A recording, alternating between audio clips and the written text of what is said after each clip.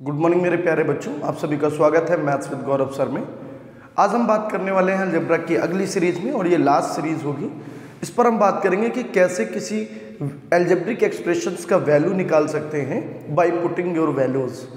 अक्सर एग्जाम में क्वेश्चन आते हैं और लोगों को उसको सॉल्व करने में टाइम लग जाता है, तो कितने चंद सेकेंड्स में कैसे क्वेश्चंस पर अप्रोच की जाए and what how could you find your answer easily. चलिए हम आज उस पर बात करते हैं। a plus B plus C बराबर 0 क्वेश्चन है, ध्यान से देखें। a plus B plus C बराबर 0, then find 1 upon A square plus B square minus C square, फिर B square plus C square minus A square plus 1 upon C square plus A square minus B square. सबको दिख रहा है ना? ठीक है ना। मैं कोशिश करूंगा और बड़ा लिख दूं। एक्चुअली क्या है ना, उस बोर्ड पे लिखते लिखते आदत हो गई है छोटा लिखने की, बट मैं कोशिश करूंगा कि बड़ा हो जाए। 1 upon A square plus B square minus C square. यार जनरली लोग क्या करते हैं, पहले उस पर बात कर लेते हैं और किस तरह से ये सॉल्व होगा। यदि मान लो मैंने सी को उधर कर दिया तो ए प्लस बी बराबर माइनस सी, बोलो ये तो करोगे। और यदि मैंने स्क्वायर कर दिया तो आप क्या बोलोगे कि A square plus B square plus 2ab बराबर किसके बेटे? सी स्क्वायर के। और यदि ईमानदारी से देखें तो A square plus B square minus C square बराबर 2ab या माइनस 2। बोलो यार यही होगा या नहीं होगा? बोलो ये होगा या नहीं होगा? तो ये हम कह सकते हैं कि यहां से माइनस 1 अपॉन 2ab। बोलो एग्री। यदि ए और बी आया तो यहां से क्या आ जाएगा? Similarly 1 upon 2 B C. मुझे लगता है जहाँ तक आपको समझ आ गया होगा। फिर ऐसे ही सिमिलरली यहाँ से क्या आ जाएगा? ए सी। यदि हम इसमें -1/2 बाहर कर दें और एलसीएम ए बी सी ले लें तो यहाँ पर क्या आएगा? इससे ए बी का भाग देंगे तो सी आएगा, बी सी का भाग देंगे तो ए आएगा, ए सी का भाग देंगे बी आएगा। मतलब कुल मिला के ए प्लस बी प्लस सी आ जाएगा। और इसकी वैल्यू है कितनी? ए प्लस बी प्लस सी की 0। पूरे एक्सप्रेशंस की वैल्यू भी क्या हो जाएगी? 0। तो जहाँ तक मैं उम्मीद करता हूँ आपको बात समझ में आ गई होगी। अब बात आती है कि सर आपका ट्रिक क्या है, but how could you realise कि सर इसको और जल्दी कैसे कर सकते हैं। तो मैंने एक शब्द बोला है वैल्यू पुटिंग। वैल्यू पुटिंग या नंबर क्रंचिंग एक ही बात है। आप थोड़ा सा दिमाग से सोचिए ना, ये एक तरह से चोर विधि है। क्यों कह रहा हूं चोर विधि? कि बच्चे कभी कभी इसको लगाने में गलत कर देते हैं। यदि मैंने ये कहा कि ए बी सी 0 है तो लड़के ने कहा कि यदि ए 0 है तो ए को मैंने 1 ले लिया, बी को भी मैंने 1 ले लिया और सी को मैंने -2 ले लिया। बोले यार ऐसी वैल्यू लेते हैं ताकि रखने से कोई इन्फानाइट वगैरह ना हो जाए। तो कर लिया ए square B square minus C square. कर लो सर, समझ आ जाएगा। वैल्यू पुट करके देखो जरा। 1 -4 कितना है? -1/2। ध्यान से करिए। बी 1 4 और 1 5 में 1 गया 4 प्लस का 1/4। यहाँ से भी प्लस का 1/4 और उम्मीद करता हूँ कि ये कट करके सब क्या आ रहा होगा? 0।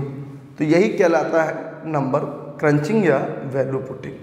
अच्छे से बात समझ में आ गई कि a बराबर 1, b बराबर 1 और c बराबर -2 वैल्यू रख करके हमारे एक्सप्रेशंस की वैल्यू क्या आ जाती है? आ जाती है 0। इसी तरह से कुछ और भी वैल्यूज़ हैं जो कि अच्छी हैं और अच्छे से लोग कर सकते हैं। उम्मीद है आपको ये समझ में आ गया। इसको नोट कर लीजिए। मैं साइड में इसीलिए हट जाता हूँ ताकि आप नोट कर लें। ठीक है ना? तो नोट कर लिया होगा। वीडियो को पॉज करें और पूरा वीडियो देखा करें लास्ट तक। अधूरा वीडियो देखते हैं। चलिए अगला देखिए क्वेश्चन क्या आता है। क्वेश्चन इसी में बन के आया कि यदि P Q plus Q R plus R S, P Q plus Q R plus R S बराबर 0, मतलब जस्ट रिवर्स प्रोसेस हो गई। 1 upon P plus 1 upon Q plus 1 upon R बराबर 0, कुछ ऐसी वैल्यू देने लगा। तो सर कैसे आंसर आएगा?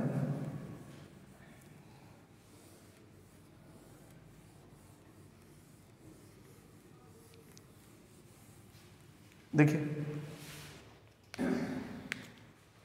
उसने क्वेश्चन में थोड़ा तब्दीली की, P Q plus Q R plus R P बराबर 0, P Q plus Q R plus R P बराबर 0, ऐसा क्वेश्चन दिया। अब आपसे पूछता है कि बताइए P square upon P square minus Q R, Q square upon Q square minus R P, R square upon R square minus P Q. बोलो समझ में आ गया या नहीं? छोटा लिख दिया था। बोलो यही तो है, क्या आंसर आएगा जरूर बताएं कमेंट बॉक्स में। P Q plus Q R plus R P बराबर 0, इसका एक ही मतलब है। क्या मतलब है बताएं? क्या कर सकते हैं?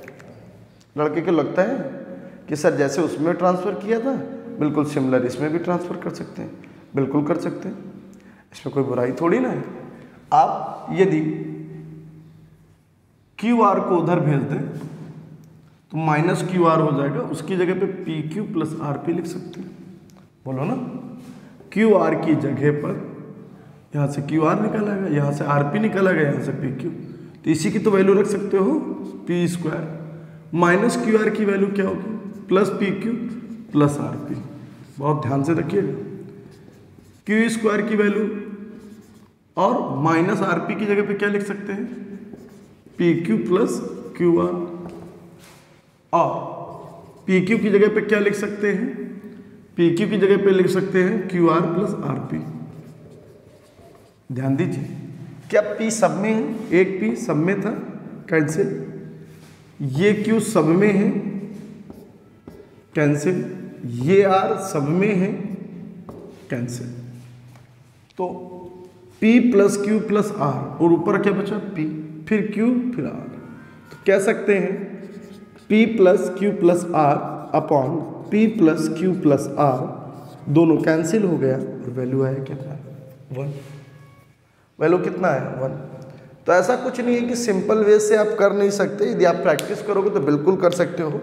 बट बच्चों को आज के नए ट्रेंड में क्या है ना, वो कुछ करना नहीं चाहते, कुछ ऐसा बता दो जो सब जगह अप्लाई हो जाए और जिसको आप ट्रिक कहते हैं। तो ट्रिक एक तरह से छल है, छद्म है, पर आज के ज़माने में सब कुछ सही है, ठीक है। तो आप भी इसको अप्लाई कर सकते हैं। मैं ये कह रहा हूँ, यदि पी क्यू आर से डिवाइड करोगे तो एक्चुअली बन क्या रहा है? 1 upon P plus 1 upon Q plus 1 upon R, कुछ ऐसे ही बनेगा बेटा, आप चेक करके देख लेना। यदि मैं पी की वैल्यू 1 डालूं, क्यू की भी वैल्यू 1 डालूं और आर की वैल्यू -1/2 डालूं तो क्या 0 हो जाएगा? चेक करो, हो जाएगा ना? ठीक है। अब यही करते हैं, जब भी ऐसा एक्सप्रेशन आएगा मोस्टली लोग यही पुट कर देते हैं,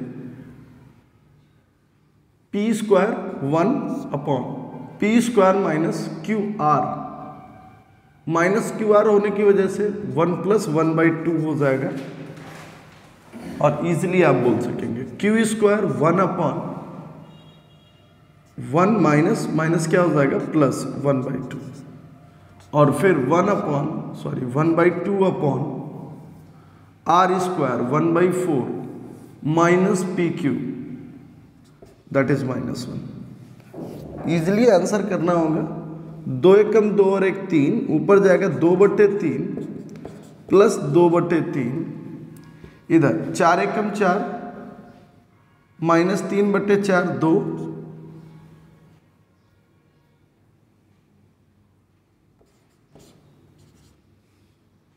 देख सकते हैं आप, सॉरी 4 एकम 4 -3, माइनस बाहर ले लिया, 4 ऊपर गया,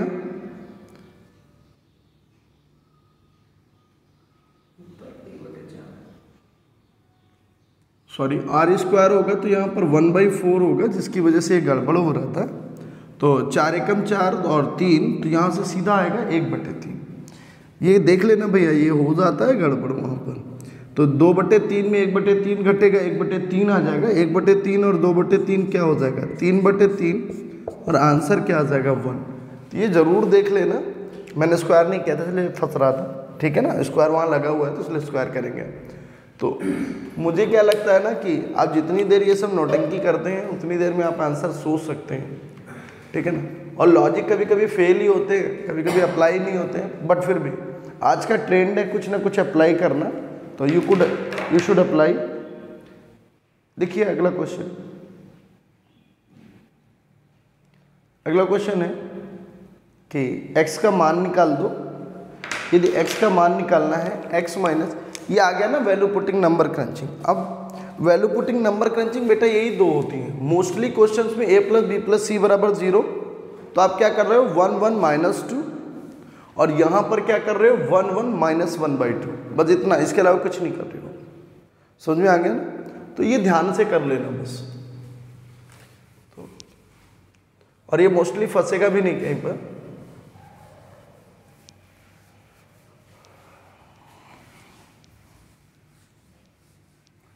अगला क्वेश्चन है, लिखें अगला question, x minus A square upon B plus C, x minus B square upon A plus सी,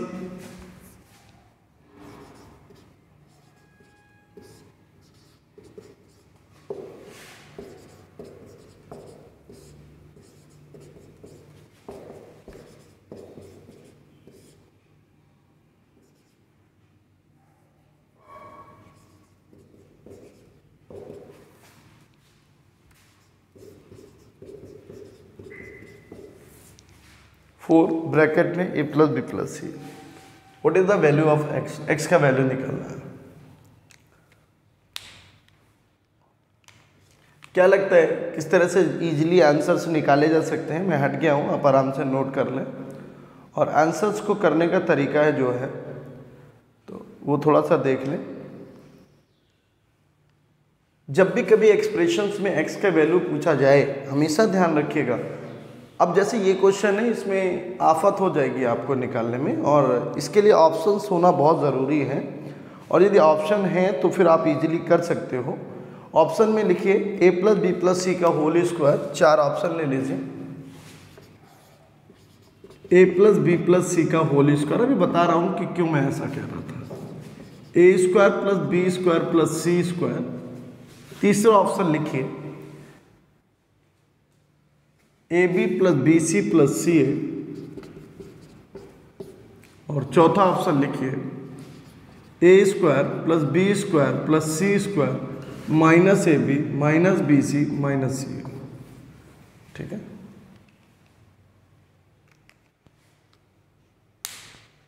जी आप हमें बहुत आसानी से बताएं कि कौन सा आंसर होगा। जब भी कभी आपसे x का वैल्यू पूछे ध्यान रखिए, और एक्सप्रेशन में ए बी सी 3 व्यंजक हो तो x के कोई भी मान रख सकते हैं। x का मान निकालने के लिए ए बी सी के कोई भी मान रख सकते हैं, मतलब a बराबर b बराबर c बराबर 1, कोई भी मान रखेंगे आप इजीली निकाल लेंगे। देखिए ज़रा मान रख के क्या आएगा, x minus 1/2, x minus 1/2, x minus 1/2 क्या बन गया 3x माइनस 1/2। बोलो यही तो हुआ, 3 बार वही आ गया तो सेम एक ही एक्सप्रेशन से लेंगे और 3 गुण मल्टीप्लाई में, चूंकि सेम है।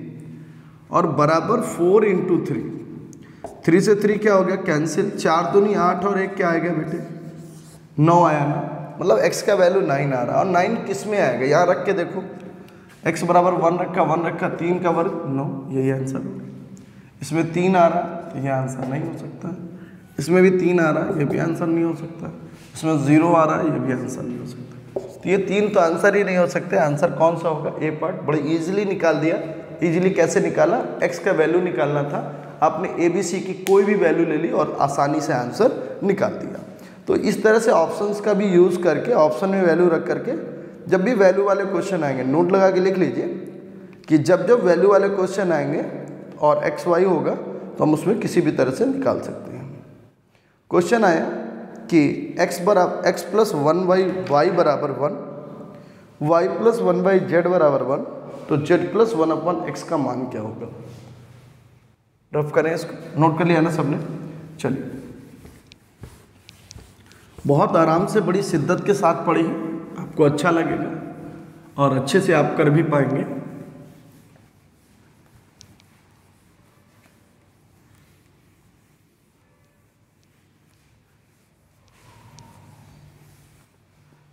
तो सबसे इम्पोर्टेंट बात जो कि मैं पढ़ाने वाला था कि यदि ये क्वेश्चन आ जाए कि x प्लस 1/y बराबर 1, y प्लस 1/z बराबर 1, z प्लस 1/x बराबर वॉट, ये क्वेश्चन है, वही लिख गया।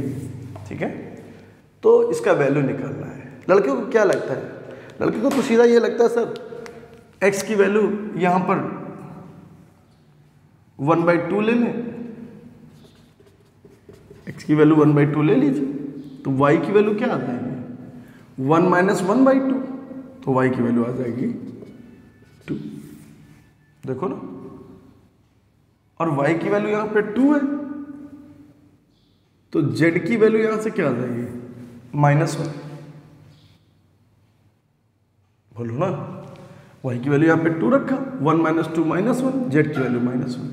तो हमने एक वैल्यू मानी और दोनों वैल्यू उसी से करस्पॉन्डिंग निकाल दी। ठीक है, अब हमें z की वैल्यू पता है, z की वैल्यू -1/x, इसको पलट दो, क्या आएगा प्लस कर दो, हो गया आंसर। नहीं आया, बहुत आसानी से आ गया, तो कोई दिक्कत वाली ऐसा बात थोड़ी ना है। इसी तरह के क्वेश्चंस एग्जाम में आते हैं और एग्जाम में आप बहुत आसानी से कर सकते हैं। एक और क्वेश्चन आता है कि पी क्यू आर बराबर इंटू में है और 1 है पी इंटू, सॉरी इसको ऑफ कर देता हूँ, नोट कर लिया होगा सबने। और वैसे भी सिमेट्रिक था, सिमेट्रिक में same answer will be there.